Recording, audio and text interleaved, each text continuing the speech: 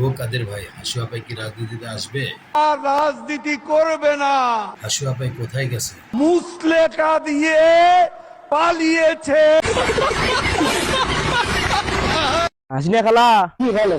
মুই যে তোমাকে নিয়ে মেলা ভিডিও বানাইছো, কিন্তু মুই তোমাকে একদিনও গাইলেন নাই।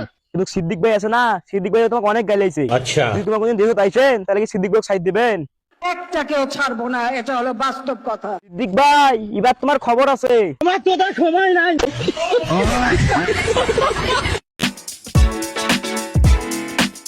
হাসিনা খালা তোমার জামাতা বিএনপির কাছে কি জিজ্ঞেস করবে চান? জিজ্ঞাসা করি পালায় কে? আওয়ামী লীগ কখনো পালায় না, পিছু হটে না। বাবা আওয়ামী লীগ এত ক্ষমতাশালী, আওয়ামী লীগ পালায় না। একটা সমস্যা, কিন্তু প্রক্রিয়াজাত করলে পরে কিন্তু এই কাটাও কিন্তু নরম করে ফেলা যায় এবং খাওয়া যায়। আপনারা যদি প্রেসার কুকারটা 10 মিনিট সিদ্ধ করেন, মাছের কিন্তু কাটা নরম হয়ে যাবে।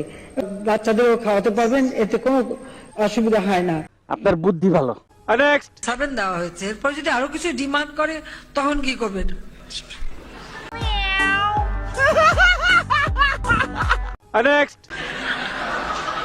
তার লিভার নাকি পচে শেষ। তো লিভার সাধারণত পচলে মানুষ কি বলে সেটা আমি মুগ্ধ বলতে চাই না। কি খেলে তাড়াতাড়ি লিভার পচে সেটা তো সবাই জানেন। সেদিন প্রতিজ্ঞা করেছিলাম যে ওই ক্যান্টনমেন্টে বসবাস করতে হবে না, যেদিন সময় পাবো বের করে দেবো। বলেন কি? বের করে দিচ্ছি। শুধু আমি বললাম যে আজকে আমাকে ঢুকতে দাও না, যখন জিয়া রহমান ঘরে তুলতে চায়নি, প্রতিদিন তো আমাদের বাসার যে কান্নাকাটি করতো। বলো কি, তুমি সত্যি বলছো? অসুস্থ থেকে বিদেশে পাঠাও, আল্লাদের আর শেষ নাই। পৃথিবীতে কোন দেশে আছে এতিমের অর্থ আত্মসাৎ করে সাজাপ্রাপ্ত আসামি জেলে ছিল? বলতে পারবো না। অন্তত আমি এইটুকু দয়া করেছি যে ঠিক আছে, বয়োবৃদ্ধ মানুষ বা অসুস্থ, হাঁটতে চলতে উঠতে বসতে, এখন উনি সেজে গুজে মেকআপ নিয়ে একেবারে বুড়ো টুরু একে হাসপাতালে যায়। বড় ভাবের কথা কইতেছো দেখি। এক একটা সিটের পিছনে 2-3 করে নমিনেশন। যে যখন যার কাছ থেকে টাকা নিচ্ছে তাই নমিনেশন দিচ্ছে। 1 ভাগ দিতে হচ্ছে লন্ডনে, আর 2 ভাগ দিতে হচ্ছে বাংলাদেশে। তো তারা ইলেকশন তো জেতার জন্য ইলেকশন করেনি, মনে হচ্ছিল এটাকে একটা বাণিজ্য হিসেবে নিয়েছে তারা। আচ্ছা ঠিক আছে। তারা এখন তার জন্য আবার অনেকের খুব মায়া কান্না আমি দেখি। সে যে জেলে আছে সে তো বেশ ভালো রাজার হালে আছে, জেলখানা থেকে এখন সে হাসপাতালে, তার জন্য আবার মেড সার্ভেন্ট দেওয়া হয়েছে। পৃথিবীতে শুনে সাজাপ্রাপ্ত আসামির জন্য আবার কাজের বুয়া থাকে। আমরা তার সাজাটা স্থগিত করে তাকে বাড়িতে থাকার সুযোগটা দিয়েছি, মানবিক কারণেই দিয়েছি। বিএনপি যদি বেশি বাড়াবাড়ি করলে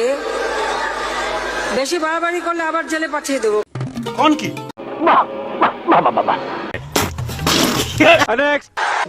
91 সালে খালেদা জিয়া চিকিৎসা করতে গেছিল, তার নাকি সুটকেস হারাই গেছিল, তার কসমেটিক্স কিনতে হবে।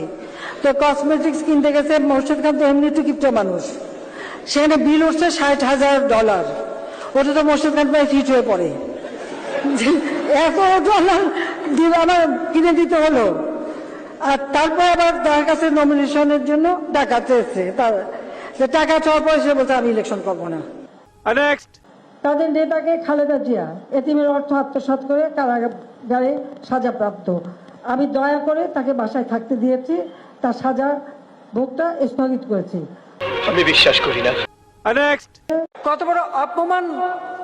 খালি মনে হলো যে তুমি খালেদা জিয়া রহমানের সাথে অন্তত 2 মাস 1 মাস পর পরই আমাদের বাসায় যে বসে থাকতা, চেয়ার পেতেও বসতা না, ওই লবিতে মোড়া ছিল, মোড়া পেতে বসতা।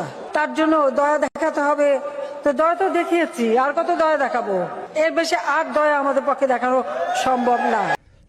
আমি কি পাশ করেছি? তুমিও ফেল। আমরা যারা ফেল করছি তারা এখন কি করব? কি আর করবা? মুখ বোতা করে বসে থাকবা। তিনি জিজ্ঞেস করছেন যে সকালে উঠে আমি কি খুঁজি? আমি যাই নামাজ খুঁজি। সকালে উঠে আগে নামাজ পড়ি। ও বাবা, নামাজ পড়ার পরে কোরআন তিলাওয়াত করি। আমি বিশ্বাস করি না। अभी बता दे भाई, अभी बता दे। আপা যে বলেছে ঘুম থেকে ওঠে সে আগে জায়নামাজা খোঁজ করে, আর এই ভাই কি বলছেন?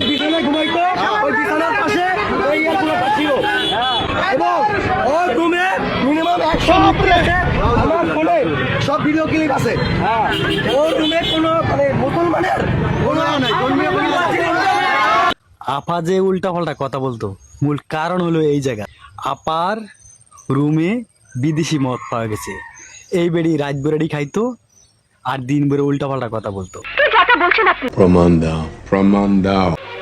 আমি বিশ্বাস করি না।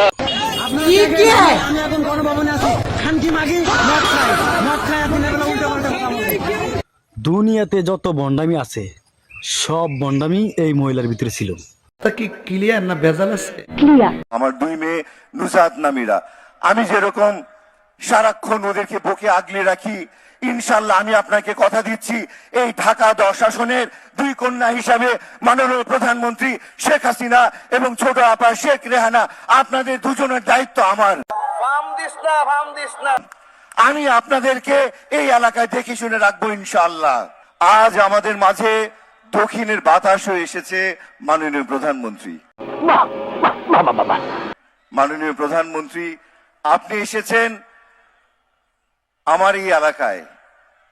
এই যে বলছি এই কথাটা, এতে করে আমার মনে হচ্ছে জীবনের শ্রেষ্ঠ অহংকার, শ্রেষ্ঠ গর্বের জায়গায় আমি পৌঁছে গেছি। কি মোহব্বত, আহারে।